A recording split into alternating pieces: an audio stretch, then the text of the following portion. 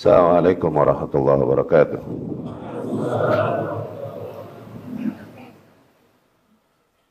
Bismillahirrahmanirrahim. Walhamdulillah.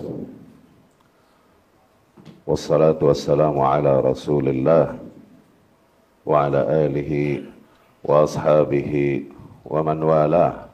Amma ba'd. Seru ya?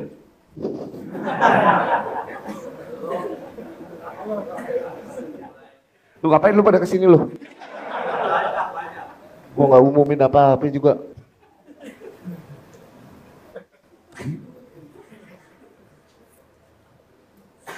Oke, bismillah. Allahumma rzuqna al-ikhlas fil a'mal wal aqwal. Allahumma inna na'udzubika min an nusyrika bik wa nahnu na'lam wa nastaghfiruka lima la na'lam. Rabbi shrah li sadri wa yassir li amri wahlul 'uqdatam min lisani yafqahu qawli. Video ini adalah muqaddimah bagi video yang berikutnya yang akan kita bahas tentang bagaimana yang kita yakini dari pendapat fikih akan kehalalan rokok. Jadi video ini hanyalah muqaddimah yang perlu kami sampaikan sebelum kami membahas video berikutnya yang akan membahas tentang permasalahan fikih yang berbicara tentang bahwasanya rokok berada di hukum asalnya, yaitu mubah. Permasalahan dan keributan yang terjadi akhir-akhir ini hakikatnya ternyata digerakkan oleh para buzzer-buzzer untuk kepentingan politik. Oleh para ahlul bid'ah, ahlul syubhah, ahlul thawrah, dari golongan ikhwani, sururi, dan takfiri, atau golongan oposisi yang umumnya mereka berada di barisan yang kalah dalam pemilu kemarin, atau barisan yang meraup keuntungan besar dari donasi-donasi liar yang tidak pernah teraudit untuk saudara-saudara kita di Palestina. Dendam kesumat mereka begitu besar kepada kami karena pengingkaran kami akan penyimpangan dan kerusakan yang mereka bawakan. Kalau hanya ikhwan-ikhwan kajian biasa, harusnya nggak sebesar ini dan seheboh ini. Dari pengalaman kami, beberapa kali video kami viral dengan izin Allah, harusnya nggak begitu cepat menjadi trending di Facebook, di media-media sosial, dan lain-lain. Tapi ternyata benar, masuk kasus kita ini ke berita-berita nasional dibawa oleh media-media yang notabene oposisi pemerintah. Masuk berita tentang kita ini di koran-koran online seperti oposisicerdas.com, seperti Democrazy News, seperti suaranasional.com. Apalah urusan mereka sebenarnya dengan agama dan dakwah salaf? Apa urusan mereka? Ya. Jadi sering kita jelaskan bahwa sesuatu viral itu nggak organik. Terlalu naif dan bodoh seseorang menganggap sesuatu itu viral, itu organik tumbuh. Terlalu bodoh. Nggak. Dunia maya nggak sepolos itu. Nggak senaif itu. Buat mereka yang paham dunia maya akan memahami hal itu. Mesti ada kepentingan-kepentingan politik, mesti ada kepentingan-kepentingan, tujuan-tujuan individu atau kelompok tertentu di belakangnya yang menggerakkan dan mengarahkan viral tersebut. Ya. Bahkan sampai ada gerakan-gerakan bikin akun di Instagram, di Facebook atas nama Ustadz Riyad Bajri. Luar biasa. Oke? Kalau ikhwan-ikhwan kajian, sesebel-sebelnya, seenak-enaknya mereka sama aneh, gak bakalan begini. Gak bakalan begini. Gak bakalan setinggi ini ombaknya. Selalu ada yang gerakan mesti. Pantas beberapa minggu sebelum hari ini, sejak awal Februari, mulai masuk lagi ke kami sampai sekarang spam. Telepon-telepon yang spam alert. Penuh. Tiap hari. Mulai masuk lagi doxing tipis-tipis. Tahu doxing nggak? Doxing nih, di satu waktu, di jam yang sama tiba-tiba masuk banyak. WhatsApp. Celah-celah maki-maki apa ini itu. Kok masuk lagi doxing? Beberapa minggu lalu. Perasaan gak ada yang viral, kok gue di doxing lagi? Ini terjadi waktu kasus Hamas. Ini terjadi waktu kasus demo-demo. Tapi perasaan sekarang gak ada yang viral lagi.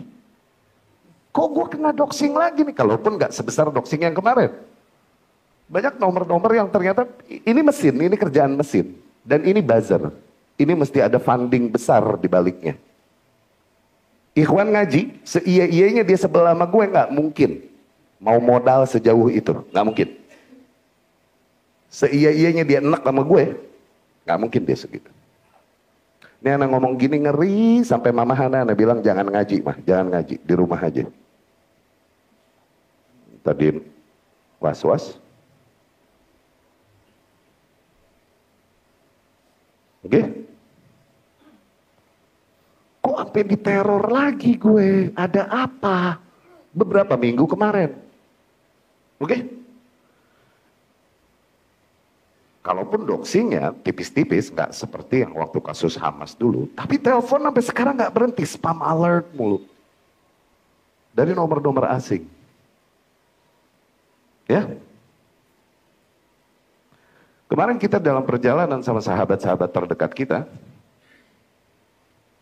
itu juga pulang dari laut. Kita lagi cerita. Bahkan beberapa saat sebelumnya kita lagi cerita. Beberapa minggu sebelum. Ya, kita gebrak yuk masalah rokok nih. Kayaknya udah saatnya deh. Tapi pertimbangannya adalah jangan deh, ntar dulu gak worth it, dan lain-lain. Beberapa kali kita viral, kita bisa ngukur. Segmennya harusnya ombaknya gak terlalu gede. Kenapa? Paling yang ribut di ikhwan-ikhwan ngaji doang. Ketika kita hantam Hamas, ini mau yang ngaji, mau yang gak sholat lagi, ikutan nyerang. Itu segmennya terlalu meluas, bahkan maaf-maaf, kafir termasuk nyerang dan teror. Karena segmennya begitu luas. Ketika urusan demo-demo, demikian juga gede. Kita tahu, kita bisa ngukur kalau kata gempa ini berapa skala Richter. Masalah rokok, paling ikhwan-ikhwan ngaji doang, berapa banyak sih? Iya gak? Kita gebrak yuk. Tapi dengan segala pertimbangan dan lain-lain, gak worth it ini itu, akhirnya kita cancel lagi. Tapi dorongan itu begitu kuat, berulang-ulang kita diskusi lagi, bersama beberapa teman dekat kita. Pas kemarin meledak, kita ngomong, kok meledaknya gede amat? Kok cepet amat ini, tingginya nggak segini aturan nih? Salah hitung kita, rupanya. Akhirnya kita lihat-lihat, tim Elgada pun bantu cari-cari, ternyata benar. Ini digoreng oleh orang-orang politik juga. Bukan hanya para pembenci dakwah kita. Tapi orang-orang yang gak ada urusan dengan dakwah. Bahkan gak ada urusan dengan agama. Cuman punya kepentingan politik di balik itu. Sampai kita tahu, oh ternyata beritanya naik di sini. Oh, kita ini gak punya medsos. Makanya kita bilang, kalau cuman ikhwan-ikhwan kajian, gak bakalan mungkin sejauh ini mereka memperlakukan. Ada masih husnuzon. Gak mungkin sampai doxing kita. Kalau ikhwan yang ngaji. Nggak mungkin sampai sengaja bikin, rajin bener sengaja bikin URB, pakai lambang lagi, bikin lambang no, URB. Ustadz di singkat-singkat udah kayak bandar narkoba, URB no. Dikata gue demen disingkat-singkat kayak orang. Enggak, URB no. Dikasih inisial, kayak bandar narkoba ketangkep, pakai inisial. Ya. Beberapa nilai yang dituduhkan dan diingkarkan ke atas kami berdasarkan informasi yang kami terima dari ikhwah yang mengikuti permasalahan ini adalah bahwasanya kami bercelana pendek, kami mancing, kami merokok. Iya, itu benar. Itu semua hal yang kami yakini kehalalan. Bercelana pendek, so what? Kami mancing, so what? Kami ngerokok, so what? Wa malu. Itu hal yang kami yakini kehalalannya. Itu yang nanti kita bahas. Dan bahkan beberapa permasalahan adalah buhtan, kedustaan dan fitnah besar yang nyata. Seperti kami mancing bersama Abu Janda. Abu Janda siapa? Gua nggak kenal. Abu Janda siapa, Jal? Mancing sama janda kali. Kok Abu Janda, Jal? Ngapain sama bapaknya janda? Abu Janda siapa, ya Allah? Dituduhkan bahwasanya kami masih bermain musik. Jari-jari kami kapalan karena megang gitar. Ini dari mana? Dulu kita bermain musik, iya.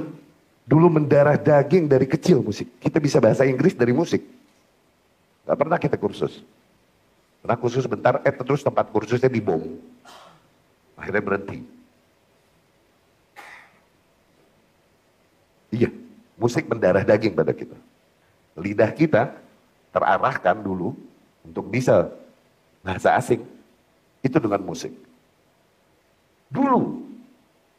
Tapi dibilang kami masih main musik. Jari kami kapalan megang gitar. Allahu Akbar. Ya. Setelah kami ketahui keharaman musik, maka kami tinggalkan sedikit demi sedikit. Kami yakini keharamannya dan efeknya melemahkan jiwa, mewariskan kemunafikan, bikin kita nggak berani perang di atas jalan yang hak. Itu efek musik. Kami tinggalkan dikit-dikit. Kalaupun udah mendarah daging musik, lu tahu gue udah, lu kan tukang bongkar YouTube. Kita tinggalin kalau emang haram. Kalau emang kita yakini keharamannya, kita tinggalin musik. Dusta, wallah dusta. Tapi apakah kami rahasiakan bahwa kami merokok? Enggak juga sih sebenarnya. Materi ini sering Ana sebut di kajian-kajian umum Ana sebenarnya. Baik yang suka datang kajian sering dapat ini. Beberapa video kami juga beberapa juga di videoin dari dulu. Kalau ada ikhwah bertamu ke rumah, kita ngerokok biasa. Kalau lagi mancing, semua teman-teman mancing tahu biasa. Seluruh bajri yang masih berkerabat dengan kami, om-om, tante-tante, sepupu-sepupu, kalau ngumpul kondangan atau ada kematian dan lain-lain, mereka tahu kok. Nggak ada yang dirahasiakan. Arab-Arab Indramayu, Arab-Arab Purwakarta, mereka tahu kok. Arab-Arab Krukut, tempat kita, mereka tahu. Teman-teman nongkrong dan lain-lain tahu kok. Anda ngerokok depan mereka, biasa. Cuman memang bukan sesuatu yang Anda akan umbar di depan kamera, memang, bukan. Atau depan orang yang kira-kira belum siap lihatnya. Sebisa mungkin Anda sembunyikan dari kamera. Karena menghindari apa? Menghindari keributan begini nih, yang gak penting nih. Keributan yang akhirnya ditunggangi dan digoreng sama ahli bid'ah dan orang-orang menyimpang. Yang emang dasarnya mau ngebunuh dakwah sunnahnya. Ini yang dihindari. Untuk yang banyak bertanya di WA, berangkat dari perhatian mereka, bro siapa sih itu yang ngupload, siapa sih itu yang ngupload, pada bertanya begitu. Barakallah fikum, jazakumullah khairan. Uploader itu, video itu, salah seorang kawan kami, dia IO trip mancing. Dia IO-nya memang. Dia upload video itu sejak tahun lalu ternyata. Ana yang nggak tahu, Ana nggak pakai medsos, sama sekali Ana nggak pakai medsos. Dia Chinese dan dia Nasrani. Allah yahdi, semoga Allah kasih hidayah. Dia nggak berniat buruk sama sekali ketika ngupload video itu. Emang fix berangkat dari ngeblanknya dia aja tentang dunia kita. Nggak mungkin juga Anda tegaskan kepada teman-teman yang mancing, jangan gue di luar begini nih, gue di luar begini. Oh, tadi kata lagu lagi. Enggak, kita sebisa mungkin nyumpet, nggak mau bilangin orang siapa kita. Ya. Dan dia sudah minta maaf dengan tulus. Ketika tahu ini terjadi, dia minta maaf. Bahkan dalam minta maaf suaranya goyang mau nangis. Dan dia berkata, gue bisa bantu apa? Apa yang harus gue lakukan? Luar biasa. Maka Anaf pun memaafkannya dan mendoakan hidayah baginya. Allah yahdi. Tapi qadarullah terjadi yang terjadi. Namun ala kulli hal, di antara nikmat besar yang kami syukuri adalah dari antara sekian banyak nilai yang menjadi serangan mereka selama ini kepada kami, termasuk apa yang terjadi akhir-akhir ini, tidak ada satupun permasalahan yang bersifat usul atau manhajiyah yang mereka serang pada kami. Yang dengan itu tercelak manhaj kami dan terhitung kami menyimpang. Sesungguhnya kami menunggu koreksi yang bersifat penyimpangan manhaj.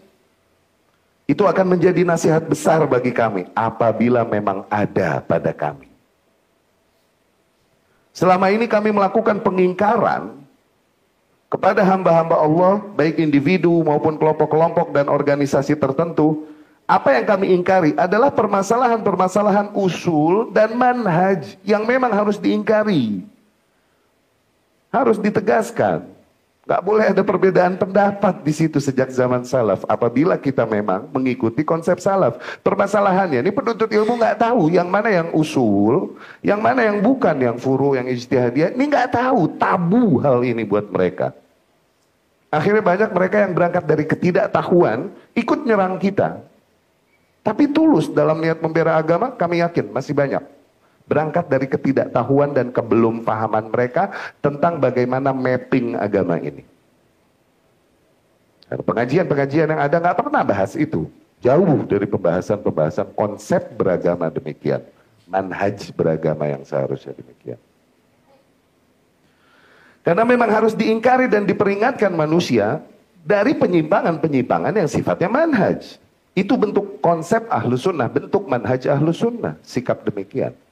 Itu amar ma'ruf dan nahi mungkar, nasihat, serta bentuk cinta ahlus sunnah kepada para hamba Allah. Kita mencintai hamba Allah yang lain, kita mencintai keselamatan baginya sebesar kita cinta keselamatan untuk diri kami. Dari situ kami peringatkan dia dari orang-orang yang menyimpang. Tuh. Supaya mereka nggak terjerumus ke dalam penyimpangan. Ini bentuk cinta kita. Jadi kita tegaskan hal itu out of love. Berangkat dari cinta.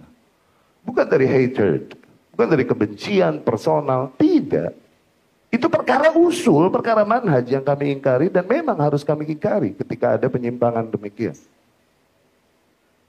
Yang praktik demikian berjalan memang sejak zaman salaf dahulu. Permasalahannya demikian, para penuntut ilmu nggak tahu mana usul, mana yang furu. Dan bukan tempat kita sekarang, bukan kesempatan ini untuk jelasin dan kasih kuliah untuk jelasin mana usul, mana furu. Maka sekali lagi apabila memang ada pada kami penyimpangan usul atau manhaj, maka mohon dikoreksi segera. Kami akan segera beristighfar dan bertaubat apabila memang demikian adanya. Karena hak, bagaimanapun alhamdulillah, lebih kami cintai daripada apapun insya Allah. Al-haq, haq ayyutaba. Perkara yang hak, lebih berhak untuk diikuti. Semua permasalahan yang dituduhkan kepada kami adalah masalah-masalah teknis dan furu' ijtihadiyah. Yang mereka blast dan manfaatkan dan goreng. Oleh sebagian kaum menyimpang. Mereka kaum yang selama ini kami ingkari usul dan manhaj mereka memang. Kebid'ahan atau kekufuran dan kerusakan atau penyimpangan mereka.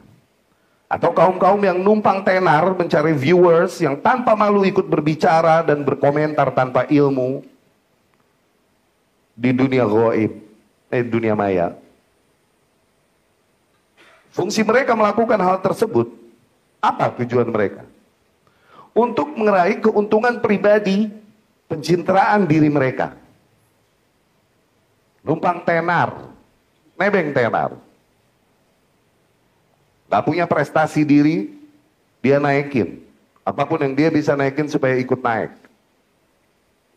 Atau untuk karakter assassination, atau untuk pembunuhan karakter sengaja. Karena mereka memiliki sebuah tujuan yang mesti tercapai.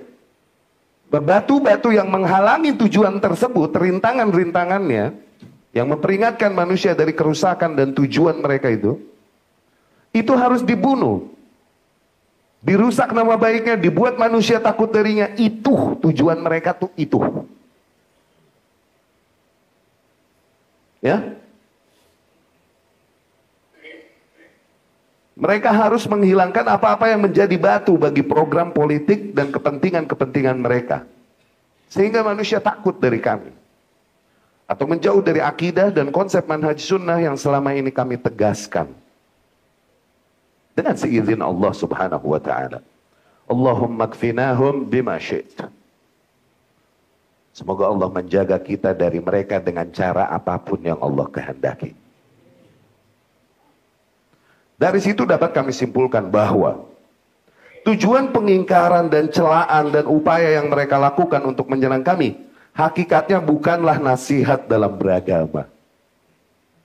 Bukanlah demi ketulusan dalam membela Allah dan Rasulnya dan agamanya. Tapi jelas hawa nafsu, kepentingan, cara-cara busuk, dan kedustaan-kedustaan yang mereka buat tanpa ragu. Fitnah-fitnah yang mereka jadikan tanpa malu. Hukum-hukum tak berdasar.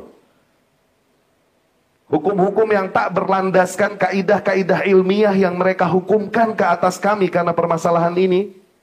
Itu semua takkan dilakukan oleh seseorang yang memang dia tulus berniat untuk melakukan perbaikan di jalan Allah. Hakikatnya itu menjadi berita baik untuk kami. Karena hakikatnya pengingkaran dan permusuhan yang dilakukan oleh para ahli bid'ah, ahli syubhah, oleh para ahlul hawa kepada kami, sampai sering benar gue viral, adalah kebanggaan besar untuk kami. Pengingkaran mereka bagi kami adalah kebanggaan besar untuk kami. Itu adalah sebuah bukti yang sangat nyata bahwa kami di atas hak insya Allah. Alhamdulillah, mereka tambah greget, kita tambah happy. Kebanggaan dan kehormatan yang besar bagi kami untuk dapat menjadi duri di leher para ahlu bid'ah, ahlul ahwa, ahlu syubhat. Maka untuk para da'i atau penuntut ilmu yang memang masih berminat untuk mengikuti kaidah ahlu sunnah di dalam beragama, dan kemudian ikut membuat pernyataan, ikut membuat konten untuk menyerang kami, katakanlah kita berbeda pendapat di dalam fikih ini. Katakan. Tapi agar kalian sadari, kalian sedang berjalan dengan siapa di dalam hal ini? Siapa yang bersama kalian di dalam perahu kalian untuk menyerang kami ini? Sesungguhnya kalian berada bersama para musuh-musuh sunnah yang membenci sunnah dan kaidah-kaidah sunnah yang selama ini kami tegaskan, kami tegakkan, dan kami dakwahkan. Demikian hakikatnya tujuan mereka. Mereka hendak untuk membunuh dakwah yang hak ini. Bukan hanya permasalahan fikih rokok, bukan hanya Riyad Bajri personal, mereka hendak membunuh dakwah yang hak ini. Itu tujuan besar mereka. Apabila seseorang memang ikhlas dan tulus membela agamanya, maka mereka akan beriltizam, berdisiplin untuk mengikuti kaidah-kaidah sunnah, kaidah-kaidah syariah di dalam perkara demikian. Kecuali memang berangkat dari kejahilan, ketidaktahuan. Perhatikan kaidah-kaidah ini. Yang pertama, apabila memang permasalahan yang terjadi pada kami Pada aneh. Memanglah benar sebuah maksiat dan aib menurut kalian. Bisa jadi menurut anak bukan. Katakan ini maksiat dan aib menurut kalian. Baik benar adanya permasalahan itu ataupun fitnah ke atas kami. Maka toh maksiat tidak mengeluarkan seseorang dari ahlus sunnah.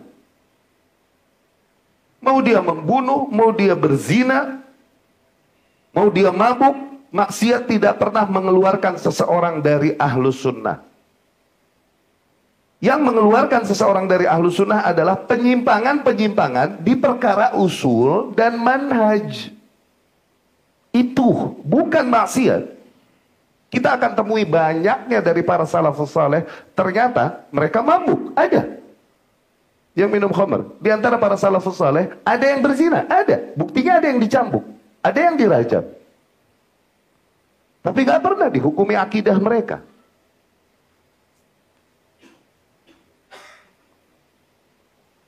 Itu kaidah kita. Maksiat tidak mengeluarkan seseorang dari ahlus sunnah. Kalau iya emang maksiat. Kalaupun iya, bukan perbedaan pendapat ya, bukan khilafiyah. Emang iya maksiat lagi, nggak ngeluarin seseorang dari ahlus sunnah. So what? Yang kedua, apabila memang iya maksiat yang kami lakukan, maka yang menjadi kewajiban seorang ahli sunnah adalah menutupi aib saudaranya. Semoga dengan itu Allah tutupi aibnya. Demikian kaidah syariah besar. Hifdzul a'rad. Menjadi maqasid di antara maqasid besar di dalam syariah kita. Ini yang kita pernah jelasin maqasid syariah. Hifdzul din, hifdzul nafs, hifdzul akal, hifdzul mal, hifdzul a'rad, hifdzul a'rad dan nasal. Ya, nama baik dan keturunan. Ya. Apabila memang maksiat, maka kewajiban kita adalah menutupinya. Semoga dengan itu Allah tutupi aib-aib kita. Bukan mengumbarnya dan ikut mencari informasi dan menyebarkannya. Bukan ikut mencela, menyerang, merusak nama baik, apalah lagi nebeng tenar. Pansos, apa bahasa lu? Kemarin pansos. Dengan ikut berkomentar dan ikut mencela, ikut membuli, membuat konten tentang hal itu sebagaimana yang dilakukan oleh para hamba-hamba medsos dan oleh para konten kreator busuk tersebut. Semoga Allah membalas mereka dengan apa yang layak mereka dapatkan. Aminuni. Semoga Allah membalas mereka dengan membongkar seluruh hakikat dan kebusukan mereka di mata makhluk yang lain. Yang ketiga, dan apabila kalian telah mengetahui bahwa toh permasalahan ini adalah khilafiyah ijtihadiyah, di mana bisa jadi pendapat saudara kita muslim yang lain ternyata yang lebih diridhoi oleh Allah Subhanahu wa taala, maka tak boleh seorang muslim memusuhi, berta'assub, menggunjing dan meributkan permasalahan khilafiyah demikian, menjadikan wala dan barok di atasnya, menjadikan kekelompokan dan permusuhan, apalagi menghukumi dengan hukum-hukum asma, hukum-hukum gelar, seperti memfasikan, mensyirikan, mengkufurkan, ya, hanya karena permasalahan ijtihadiyah demikian. Nggak boleh. Itu bukan konsep ahlus sunnah. Beberapa apa bilang kita zindik no gue. Masalah ijtihadiyah, zindik no gue. Bahkan beberapa sekali sikap demikian adalah manhaj dan gayanya ahli bid'ah, bukan ahli sunnah. Seseorang yang bersikap demikian, kalian dapati di media sosial, di YouTube, seseorang bersikap demikian, hakikatnya justru terdapat kesalahan di dalam usul manhajnya sendiri. Seseorang yang memang di atas ilmu dan jujur, tulus dalam membela agama, tak akan melakukan sikap demikian. Ya, jadi mau lari kemana sebenarnya kalau ikut kaidah? Mau kalian anggap apa kasus ini sebenarnya? Oke? Kalau memang masih mengaku ahlus sunnah. Kami dapat membawakan banyak dalil-dalil dari nas dan athar untuk kaidah-kaidah tadi. Tapi karena video ini fungsinya adalah muqaddimah, belum bahthul ilmi, belum pembahasan ilmiah tentang masalah rokok, maka cukup kami sampaikan kaidah ini tanpa beristidlal. Kalian boleh tanyakan kepada masyayikh atau ulama manapun yang kalian berguru kepada mereka. Selama mereka masih ahlus sunnah, pastilah mereka akan membenarkan kaidah-kaidah tersebut, insya Allah. Dan untuk para awamul muslimin yang terprovokasi dan terhasut, terbawa panas dalam permasalahan ini, nih kami sampaikan beberapa fakta yang mungkin kalian tidak tahu selama ini. Di antaranya, apakah kalian tahu mereka yang ikut membuat konten menyerang kami di YouTube maupun medsos dan lain-lain, dapat dipastikan mereka adalah orang-orang yang terjadi padanya pelanggaran usul dan manhaj dan penyimpangan. Dan itu semua lebih parah daripada rokok hakikatnya. Dendam kesumat mereka kepada kami bukan rahasia lagi. Bahkan para orang-orang politik oposisi yang kalah dalam pemilu kemarin, mereka bersama para Rafidah negeri ini, mereka bersama Ikhwanul Muslimin dalam banyak kasus dan gejolak yang terjadi di negeri ini ataupun di dunia internasional. Bahkan mereka bersama kufar, orang-orang kafir, bahkan bersama satanic sect, satanik, sekte setan, satanic sect. Ini kaget kita, seorang ikhwan menghampiri kami dan menceritakan hakikat itu. Dia bertemu dan dekat dengan seseorang yang ternyata dari keluarga satanik. Keluarga ini ternyata yang membiayai kelompok yang mensomasi kami waktu kasus Hamas. Noh, musuh gue segitu. Berdasarkan kesaksian dia. Dia yang nge-push, dia yang nge-fund kelompok-kelompok yang menyerang kami ketika masalah Hamas. Satanic sect. Satanic. Mereka bersama Sururiyah juga, yang menjual nama sunnah dan menjual agama mereka dengan nikmat-nikmat dunia. Di antara mereka ada orang-orang yang sebelumnya udah kenal manhaj yang hak ini. Bahkan murid para ulama-ulama besar. Namun dikarenakan nikmat-nikmat duniawi yang nggak ada di jalan ini, yang ada pahit di jalan, sebagaimana selalu kita bilang, mereka memilih untuk mepet dan berafiliasi dengan para Sururiyah. Karena memang nikmat-nikmat dunia dan jumhur awam banyaknya di barisan itu.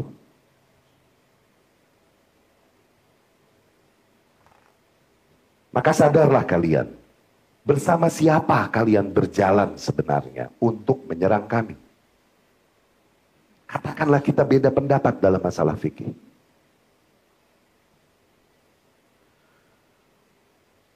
Kemudian apakah kalian tahu, mereka yang mengingkari kami hakikatnya kesalahan-kesalahan yang terjadi pada mereka di dalam agama, baik pada bab usul yang merupakan bentuk penyimpangan di dalam manhaj Ahlus Sunnah, ataupun kesalahan mereka di dalam maksiat, hakikatnya jauh lebih fatal daripada apa yang terjadi pada kami apabila memang kalian hukumi ini maksiat. Yang mereka lakukan jauh lebih fatal daripada apa yang terjadi pada kami. Mereka adalah para pencela pemerintah. Mana? Parahan mana kasus rokok mencela pemerintah? Mereka para pembela demonstran dan kerusuhan. Atau minimal diam dari kerusakan-kerusakan itu. Cari aman, menjaga pasar dan jumhur yang ada di sekitar mereka. Mereka para penjual agama yang menjadikan tarif-tarif untuk kajian dan konsultasi-konsultasi muamalah dan syariahnya. Parahan mana jualan agama? Amiji Samsu. Ame Gudang Garam. Parahan mana? Mereka para penyeru pemilu.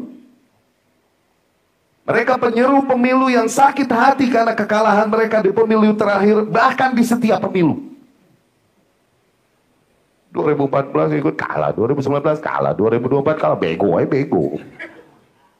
Nggak bisa baca lapangan. Nyesek itu mereka.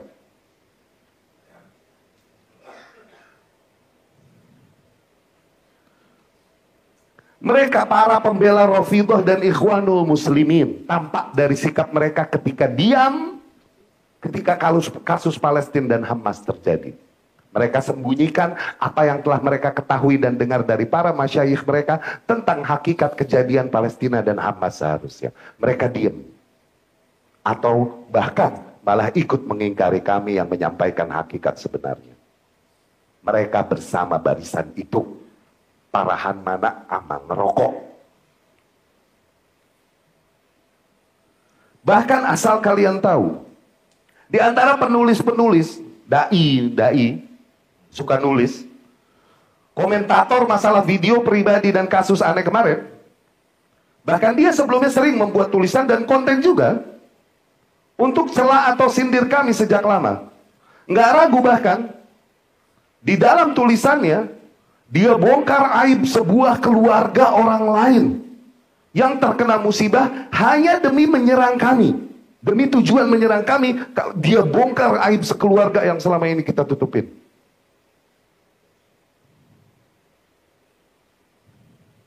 Ini orang ketika ketemu kami di beberapa kesempatan, kami ketemu begitu manis luar biasa. Lihat dicium nih.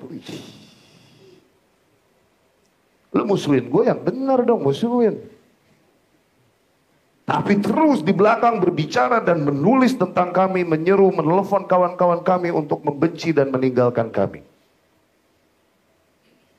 Tahukah kalian bahwa dia keluar atau dikeluarkan dari pesantrennya dulu, ternyata karena kasus penyimpangan orientasi seksual. Hombre.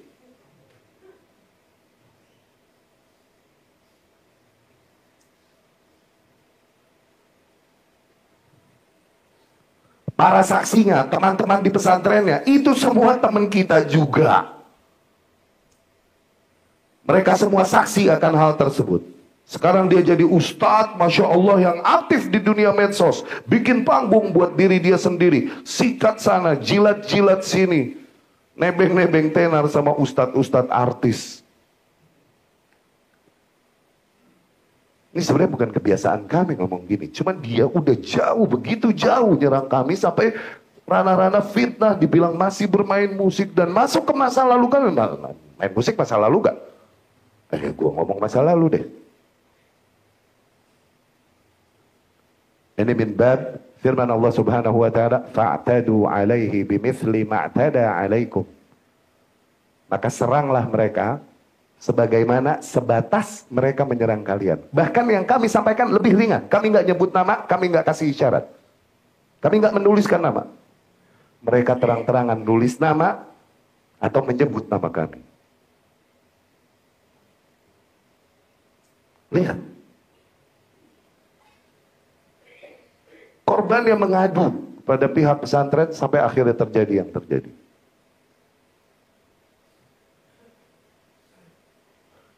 Apakah tidak takut dia ketika aibnya dibongkar?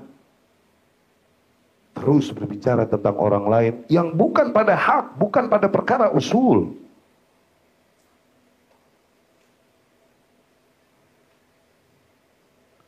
Apakah kalian tahu bahwa kami bisa nyebutin nama mereka semua satu persatu kalau kami mau? Sebagaimana mereka nggak ragu menyebut atau menuliskan nama kita dalam konten-konten mereka. Tapi wallah itu bukan gaya kita.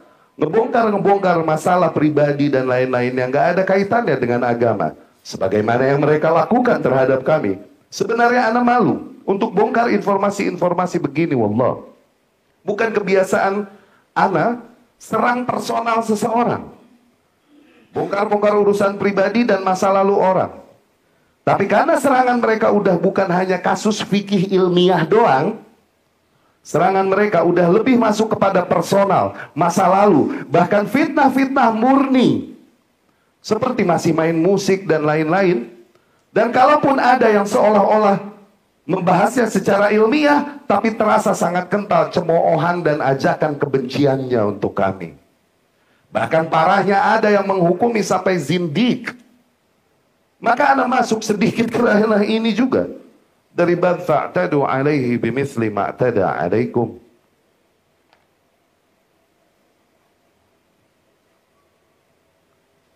Apakah kalian tahu Hakikatnya para dai dan para ikhwan-ikhwan dari golongan sururiyah ini, atau akhwat-akhwat dari golongan sururiyah yang ikut menyerang kita, hakikatnya pembesar dan tokoh yang mereka berhalakan, agungkan dan tuakan, itu ngerokok juga.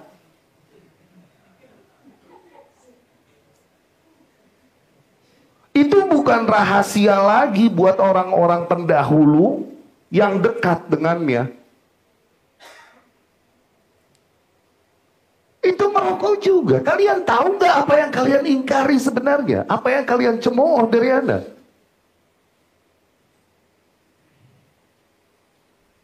Pembesar kalian yang kalian berhalakan nih, merokok juga. Kita tahu kita orang dalam dulu, orang dekat.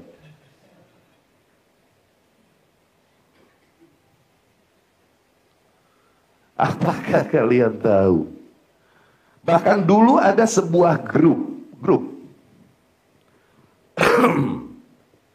Isinya banyak asatidz, lulusan Yaman, lulusan Madinah, atau lokal, dan lain-lain. Mereka semua di grup itu didirikan memang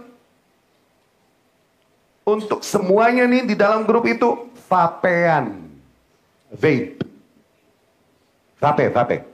Dan tuker-tuker info-info vape tentang mesinnya, tentang liquidnya, dan lain-lain. Satu grup. Ini para ikhwan akhwat yang mencela kita, kalau mereka tahu ternyata nih guru dia juga. Lu mau ngeles vape bukan rokok. Bahayaan vape gimana pun. Baterai dihisap aja, baterai airnya kimia. Iya gak? Tembakau deh herbal. Segala baterai kimia. Lu sedot-sedot. Baterai sama liquid kimia gimana pun lebih berbahaya daripada rokok. Kalaupun ada, padahal ya oke lah. Demikian sains. Ada aja yang pro dan kontra. Bukan usul kok. Tapi oke, mereka ngerokok. Oke? Aneh main sama mereka. Nih ustadz nih geng. Aneh main sama mereka. Tadinya aneh gak vapean. Cuman karena main sama mereka dibilang Jajal nih ada liquid. Liquidnya memang menyehatkan dan ada bukti ilmiah. Betul. Ada bukti ilmiah, ada liquid-liquid yang menyehatkan memang untuk terapi dan lain-lain. Coba sebutin sama awam. Mau denger gak? Mau denger gak awam? Kita jajal berapa kali karena main sama mereka. Dan ada di grup itu. Kenapa Anda tahu? Ada di grup itu. Dulunya. Akhirnya Anda jajal juga. Cuman amandel. Terus kalau tidur batuk. Nggak bisa. Jadi Anda punya amandel. Kalau ada something wrong masuk ke Anda, alarmnya amandel duluan. Gitu. Kalau badan udah mulai goyang, udah mulai ada yang gak beres, amandel bunyi duluan, gitu. Anda punya amandel, alhamdulillah Allah kasih. Oke? Masakan kebanyakan mecin aja, Anda makan, langsung susah nelen tuh Anda. Anda punya amandel. Buat alarm. Ya? Mereka dulu teman-teman aneh di grup itu, makanya Anda tahu. Dan ini ikhwan akhwat yang nyerang kita, mereka nggak tahu ini guru mereka. Kalau Anda mau Anda sebutin namanya atu-atu, Anda bongkar sekalian biar kelenger lo, ntar mimisan lo. Buat mereka vape itu halal karena liquidnya menyehatkan dan lain-lain katanya. Memang ada penelitian tentang hal tersebut. Tapi sekali lagi awam mana mau denger. Ya, coba dibongkar kayak kasus kita sekarang. Kalau nggak habis juga. Terus kata aneh sih itu inkonsistensi. Gimana pun vape ini baterai sama kimia liquidnya.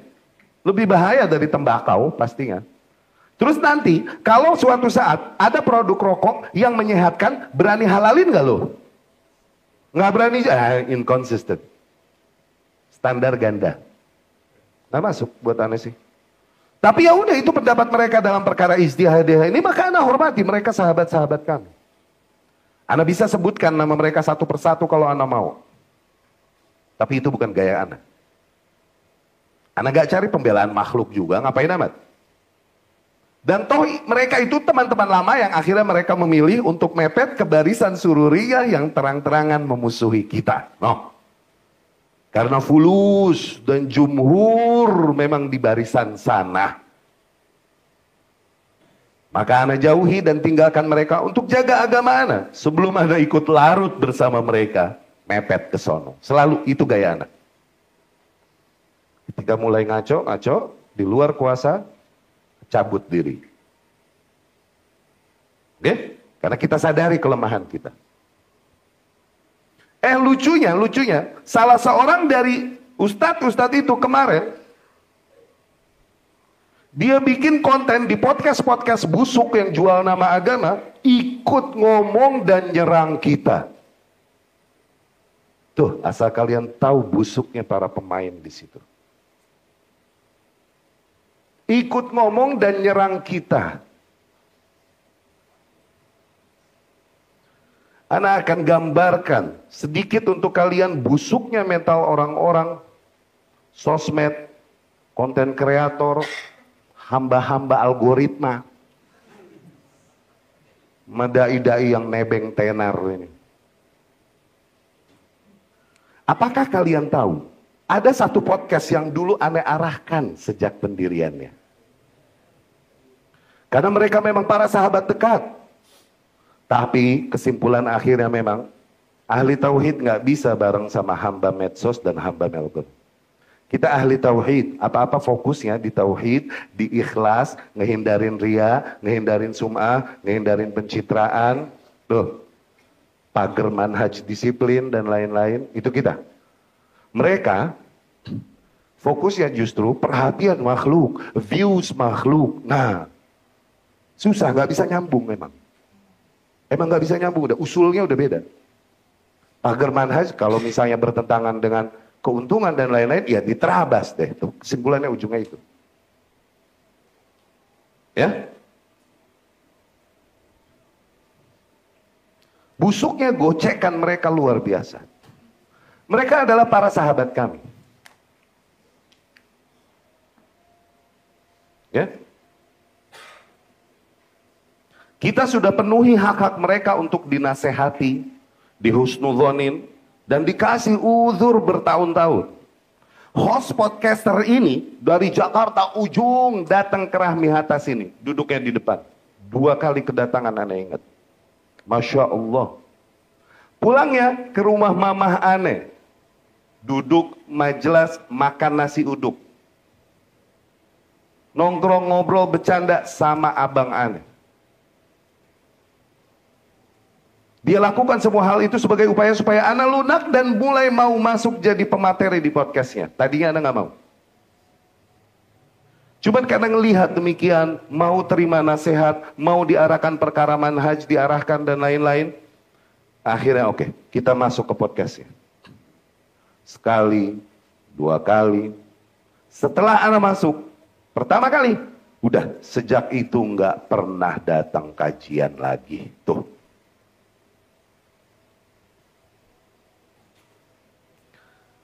Kami ajak terus ngaji dan nasihati terus supaya dia nggak makin larut dengan fitnah ketenaran dan medsos. Mereka ngomong agama terus di medsos soalnya, di podcastnya. Tapi nggak mau duduk ngaji, maka jadi fix jualan agama nantinya. Kalau memang mereka peduli kepada agama, harusnya duduk nuntut ilmu, cari hidayah buat diri dan keluarganya. Nggak ada jalan lain. Makanya Anda bilang mereka harus hadir dan duduk kajian. Tapi tetap nggak mau datang. Bahkan diadakan kajian di kantornya, di kantor podcast itu. Ana belain, ya udah, seminggu sekali ke sono, nggak datang. Dibikin 2 minggu sekali, kagak datang juga. Kita ngajar di Jaksel, nggak datang juga. Tapi tiap kali ditelepon, dinasehati, ditegur, dia bilang, iya gue janji datang, gue janji datang, begitu. Tetap dia nggak pernah datang. Janji begitu ringan di lidahnya. Masih kita kasih uzur beberapa lama. Kita dekat luar biasa secara personal. Bahkan ketika terjadi sebuah permasalahan antara dia dengan istrinya. Tahu-tahu dia telepon anak, Jal, masuk gue dibilang begini. Kan kagak jauh nih lu ngomong sama bini gue. Tuh, dikasih begini, gelagepan gak gue? Disuruh ngomong sama bininya. Ustadz mana yang sedekat itu sampai digituin?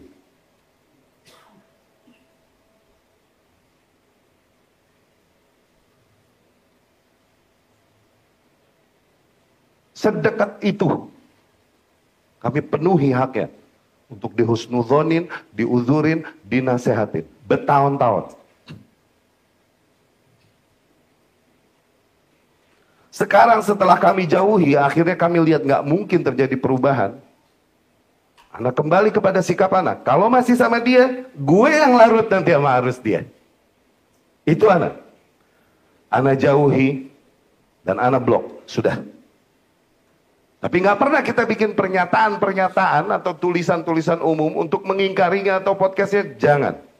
Masih kita hargai. Karena kami sadar kami lemah. Kalau enggak kami yang larut ikut dia dan arusnya. Kami mesti menjauhinya.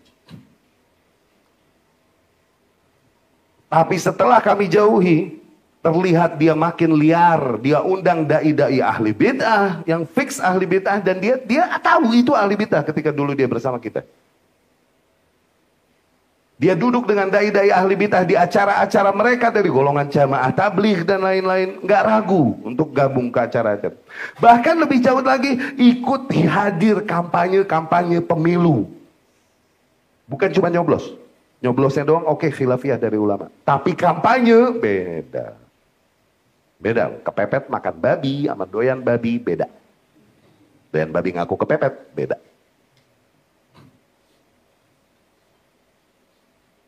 Ikut kampanye untuk mendukung salah satu paslon yang ada.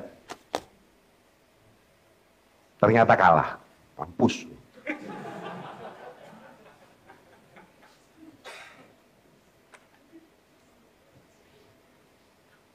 Apakah kalian tahu?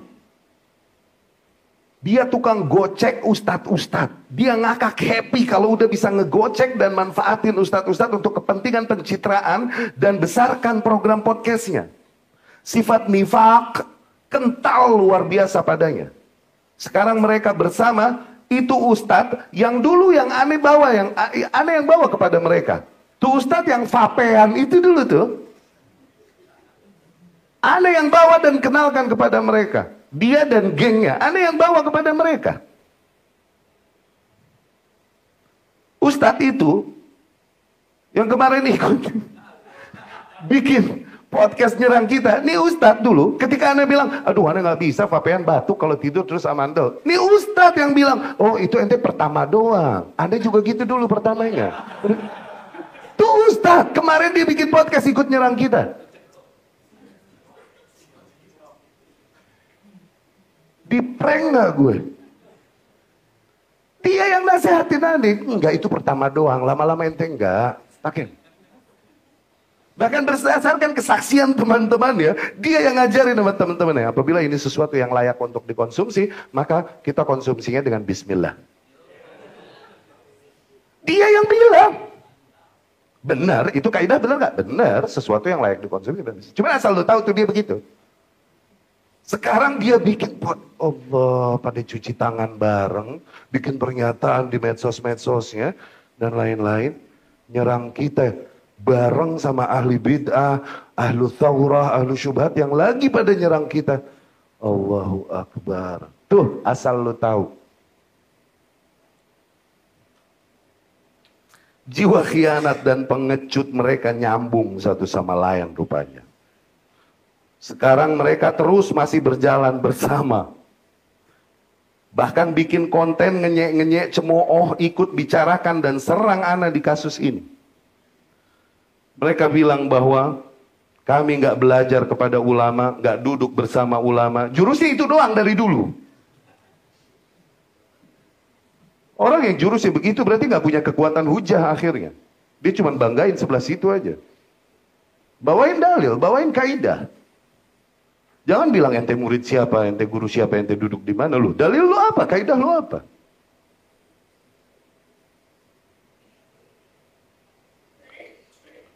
Ini ustaz Ustadz, ada yang masukin ke podcast itu. Dia dan kawan-kawan vape ini, ada yang masukin ke situ. Wallahil azim. Anda begitu dekat sampai Anda tahu tentang... Tahukah kalian siapa yang nyerang kita?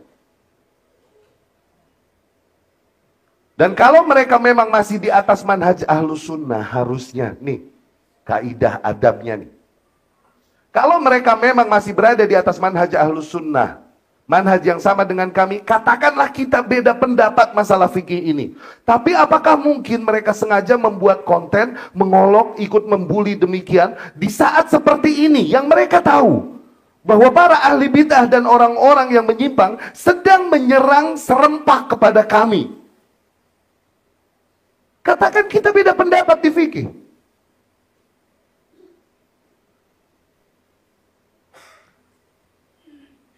Apakah kalian tahu?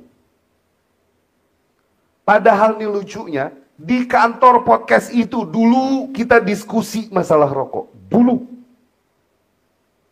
Dan kita vapean bareng di kantor itu. Nih host juga yang ngomongin kita itu dia vapean. Lu mau beda-bedain vape sama rokok? Dia vapean juga. Hampir semua pegawai podcast itu ngerokok dan vapean. Banyak ustadz-ustadz geng-gengnya yang hadir juga di diskusi itu. Tuh ustadz-ustadz grup vapean. Nggak ada yang bisa patahkan hujah kita di situ ketika itu. Nggak ada yang bisa patahin. Dalil dan hujah mantik mereka blunder dan itu doang dari zaman dulu. Makanya gampang dipatahin. Bahkan di akhir diskusi, karena kami masih hormati nih ustadz-ustadz tadinya. Kami hargai keilmuannya, keluasan ilmunya. Kami husnudzon. Di akhir diskusi, dia yang nasihatkan kami untuk tutupi dan jangan umbar permasalahan ini di depan umum. Kami terima nasihatnya. Kita bilang, Ustaz, kenapa kita mesti ngomong? Karena ikhwan ini pada zolim tanpa mereka sadari. Mereka nggak tahu mana permasalahan khilafiyah ijtihad. Akhirnya mereka memfasikkan, memusuhi. Karena kasus demikian. Kita mesti bongkar ini di dalam permasalahan umum. Kata dia, oh kalau gitu itunya yang ente perbaiki. Mindsetnya. Bahwa kalau furu ijtihadiyah nggak boleh dibawa ke permusuhan. Jangan masalah rokoknya ente bawa di umum. Kata dia gitu. Sekarang dia bikin nyerang gue noh. Di prank gila gak gue? Dulu kita terima nasihatnya. Kita punya satu folder, kita udah siapin.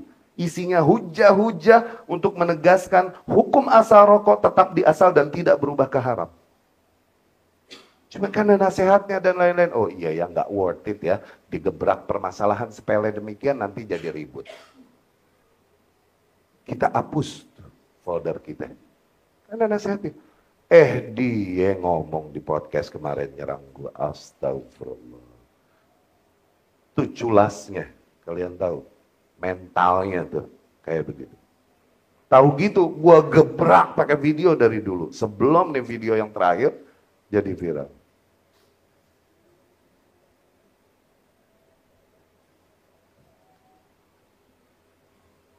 Sekarang benar-benar beyond imagination. Di luar bayangan luar biasa. Mereka duduk bareng, ngonten di podcastnya, ikut bahas, ngenyek, mencemooh kasus yang terjadi pada kita sekarang. Dan mengajak kebencian manusia pada kita karena kasus ini. Subhanallah, luar biasa. Hasbunallah wa ni'mal wakil. Demikian ikhwati rahimakumullah, di luar imajinasi dan akal sehat kita. Ternyata akhirnya mereka ikut bikin konten dan ikut menekankan serangan pada kami. Padahal apabila kita lihat, ada video ustadz tersebut 3 tahun lalu, dia memberikan jawaban yang lebih ansaf, lebih bijak, lebih tengah itu. Berbeda dengan jawabannya yang kemarin. Karena kepentingannya udah berbeda.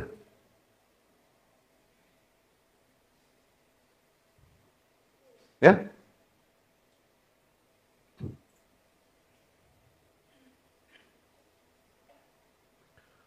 Dan kalau mau bongkar terus 3 poin, ayo, mau lebih jauh kita bongkar.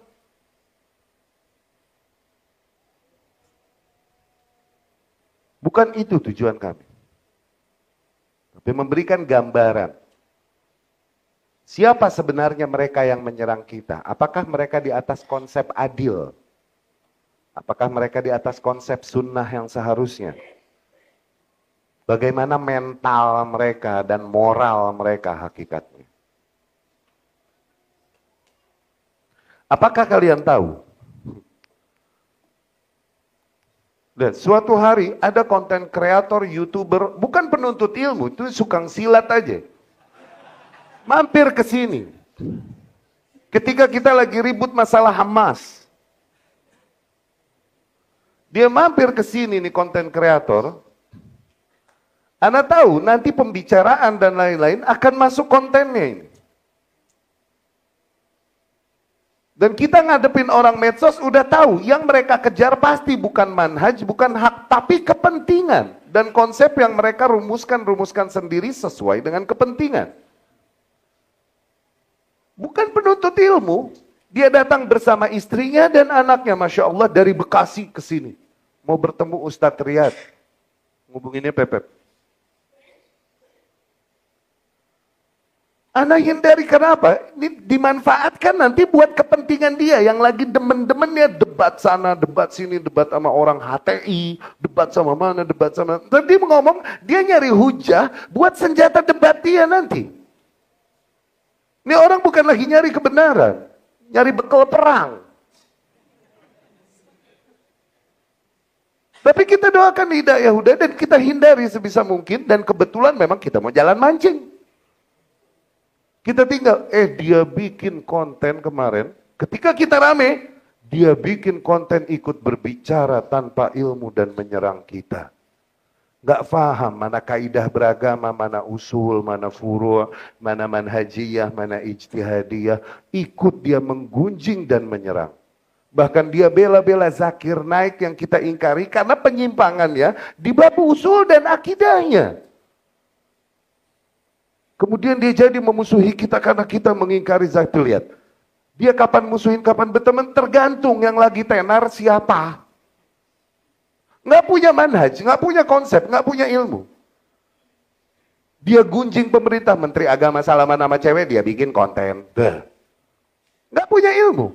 Ntar kita lagi kasus Hamas viral, dia mepet ke gue. Sekarang lagi viral begini, dia ikut nyerang gue. Tuh, lihat, nggak ada konsep, nggak ada.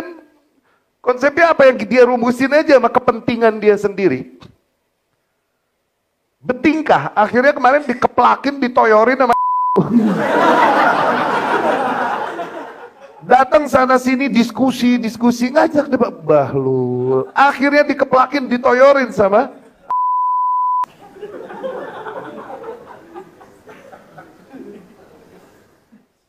itu. Kalian tahu nggak busuknya mental konten kreator? Mereka akan mepet hanya untuk kepentingan dan keuntungan mereka.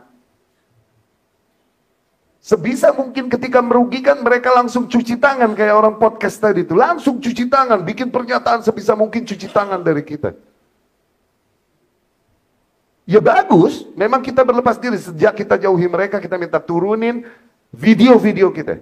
Udah nggak kita ridhoi lagi di situ. Ada lagi satu sahabat lainnya, dia memilih memang untuk ikut arus itu. Ya sudah, semoga Allah beri hidayah mereka. Kita bilang turunin semua video-video gue. Jangan ada yang di podcast itu. Kita udah berhusnuzon, udah kita penuhi hak mereka di husnuzon. Dinasehatin, udah. Diuzurin, disabarin, udah. Mencuci tangan.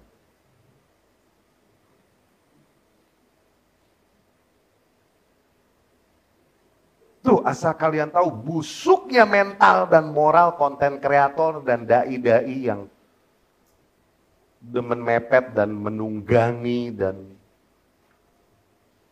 nebeng tenar dan lain-lain.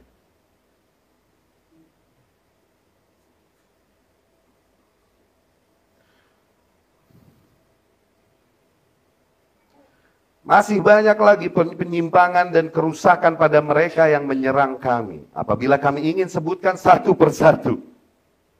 Namun tidak sebagaimana yang mereka gemar lakukan terhadap kami.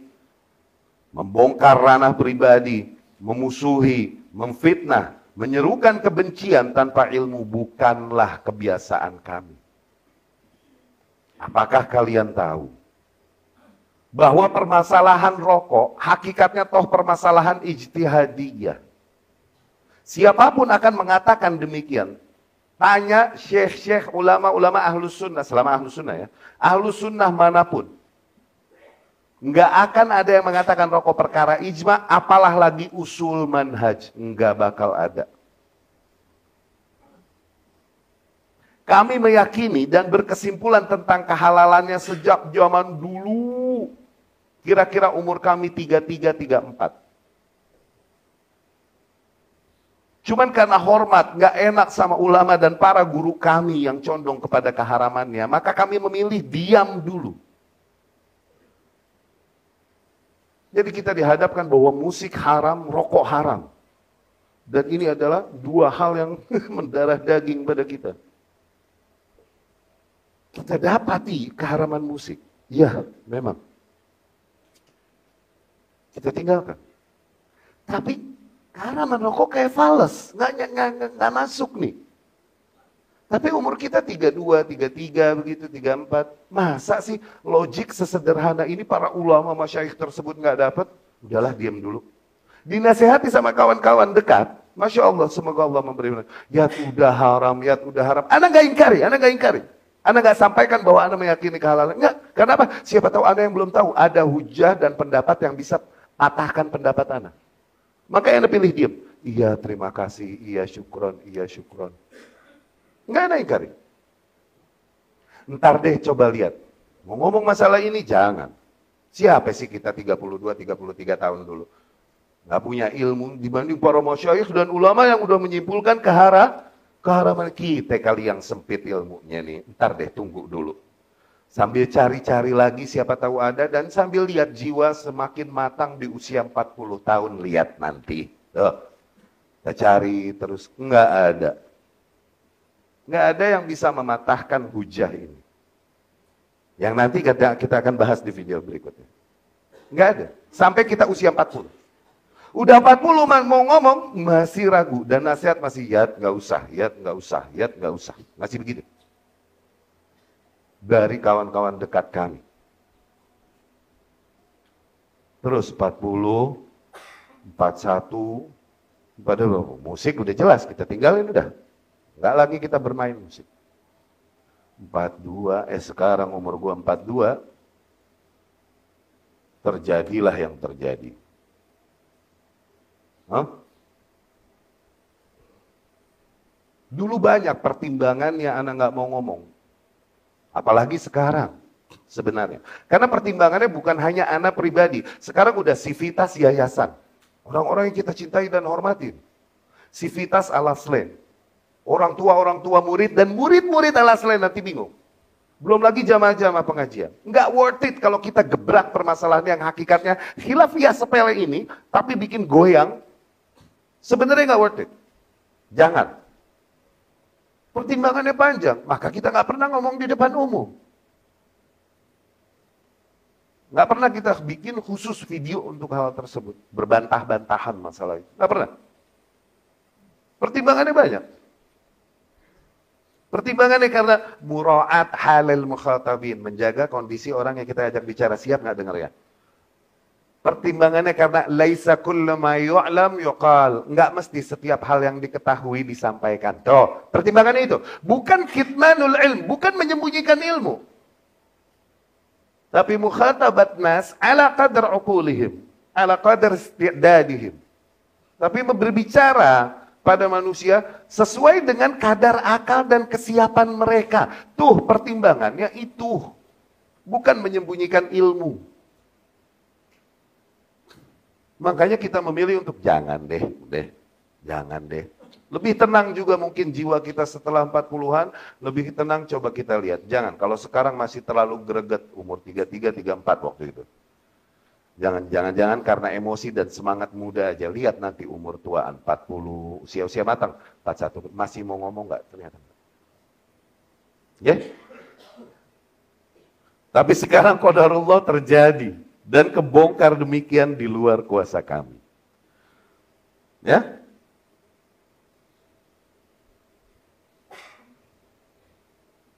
Maka kepada mereka yang kami hormati, para masyayikh, guru-guru kami, para sivitas yayasan kami Al-Aslain, dan para orang tua murid, dengan segala hormat kami minta maaf sebesar-besarnya akan keributan yang mesti terjadi ini.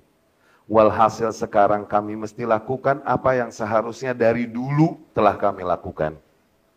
Ana melihat kejadian ini memang sebagai clue, sebagai petunjuk bagi kami untuk saatnya menegaskan di depan publik apa yang kami yakini kebenarannya berdasarkan ilmu yang Allah bukakan pintunya bagi kami.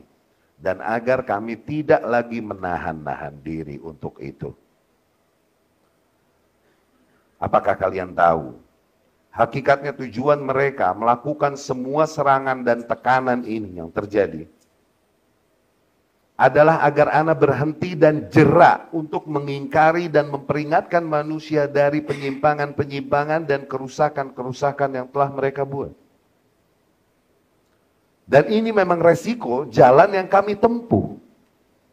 Tapi dengan seizin Allah, ombak dan badai demikian tak akan menghentikan langkah kami untuk menegaskan apa yang memang hak yang dibawakan oleh Rasulullah sallallahu alaihi wasallam. Uwais Al-Qarni rahimahullah sayyidut tabi'in, pemuka tabi'in. Sayyidul Ubbad, pemuka para ahli ibadah ba'da sahabat, setelah para sahabat radhiyallahu anhum. Beliau rahimahullah berkata, Innal amra bil ma'ruf wan nahya 'anil munkar lam yada' lil mu'min sadiqan. Sesungguhnya sikap, sesungguhnya praktek amar ma'ruf nahi munkar tidak menyisakan seorang teman pun bagi seorang mukmin. Habis teman-teman ente dengan sikap yang mesti kita dirikan, pengingkaran dan lain-lain. Habis, teman-teman kita habis. Lam yada' lil mu'min sadiqan. Na'murhum bil ma'ruf. Kami seru mereka kepada kebaikan. Kami ingkari kemungkaran, penyimpangan yang ada pada mereka. Fayashtumuna a'radana. Yang ada mereka malah justru mencela-cela a'rad, nama baik. Mencela-cela pribadi kami.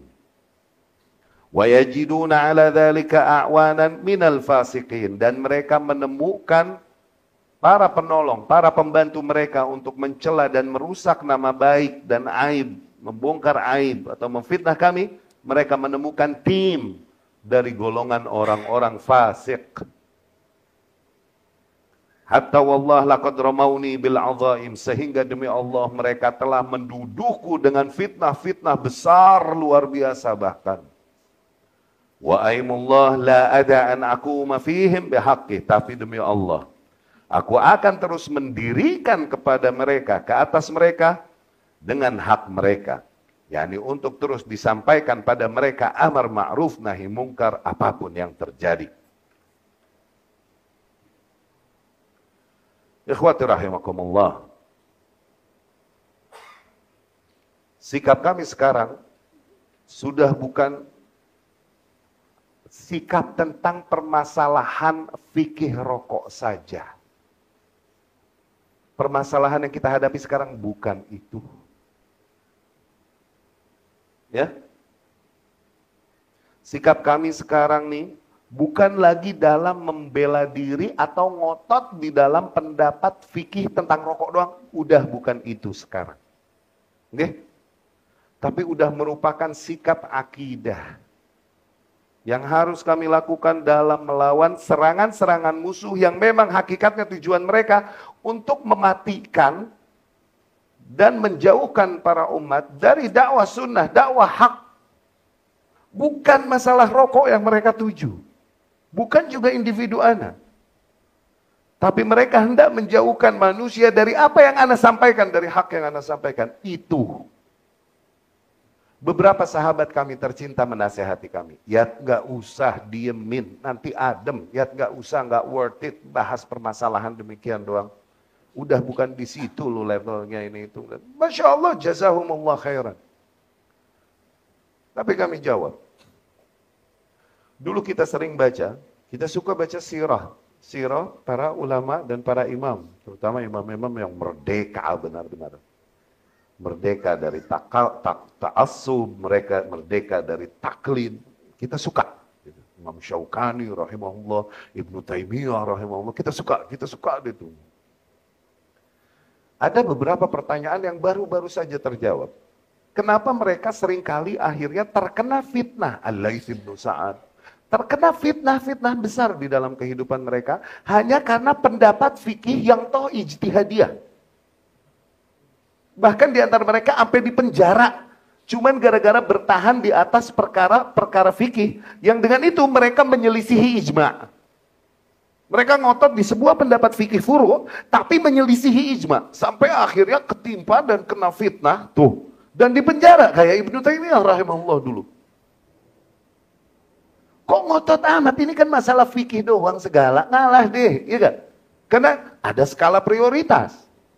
Akhirnya dipenjara nanti, atau akhirnya jadi sulit nanti kita menyampaikan akidah, tauhid, sunnah yang lebih mendasar dan lebih urgent daripada segala masalah fikih furu'. Dapat gak?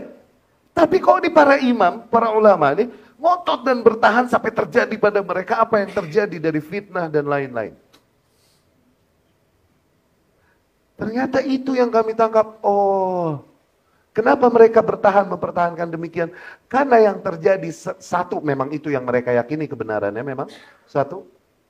Yang kedua, karena yang menyerang dan menekan mereka dan memfitnah dan memprovokasi penguasa untuk menangkap mereka dan lain-lain dan ngeframe mereka adalah memang para ahli bid'ah, para ahli hawa yang selama ini mereka ingkari sebelumnya. Tuh, kalau mereka ngalah di fikih ini, maka madarat lebih besar kepada dakwahnya secara umum. Faham pertimbangannya? Jadi udah bukan cuma masalah fikih rokok sekarang. Karena kita semua sama-sama tahu siapa di balik semua yang menggerakkan isu ini. Udah bukan masalah fikih rokok. Ini masalah dakwah hak yang selama ini kami bawakan. Masalah kebatilan yang selama ini kami ingkari. Yang kalau kami ngalah di sini, dalam permasalahan ini, seperti sebelum-sebelumnya biasa kami ngalah dan diam dan gak mau ngomong, gak berani speak up. Maka lebih jauh lagi yang mati nanti dakwah sunnah yang kami bawakan. Dakwah tauhid yang kami tegaskan. Maka mau gak mau kami mesti sampaikan. Oke.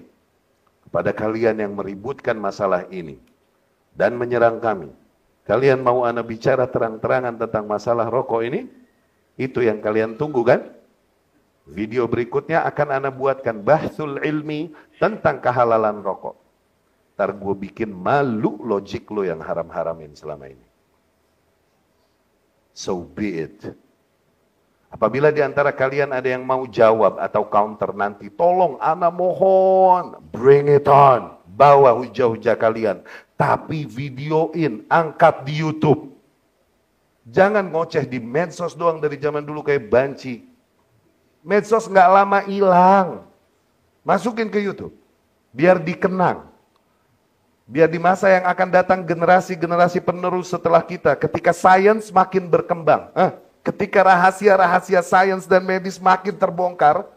Generasi penerus setelah kita dapat melihat siapa yang lebih dekat kepada kebenaran, siapa yang lebih sportif, siapa yang lebih logik pendapatnya.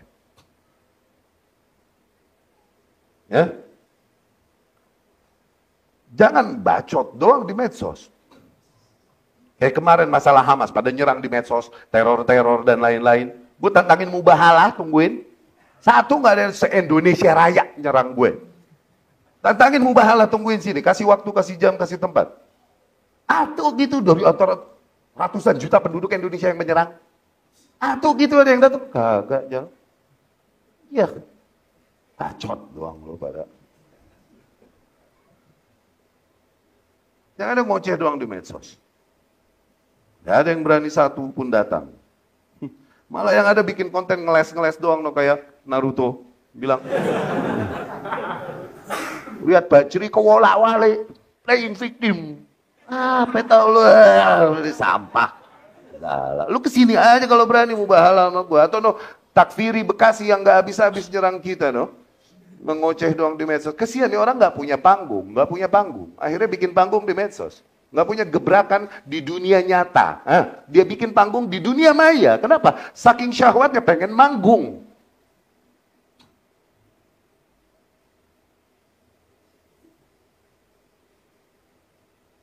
Nggak usah mubahajat, kan gue udah sediain, udah tantangin. Apapun yang lo mau iniin, sini udah mubahalah kalau berani. Waktu dibagi, tempat dibagi.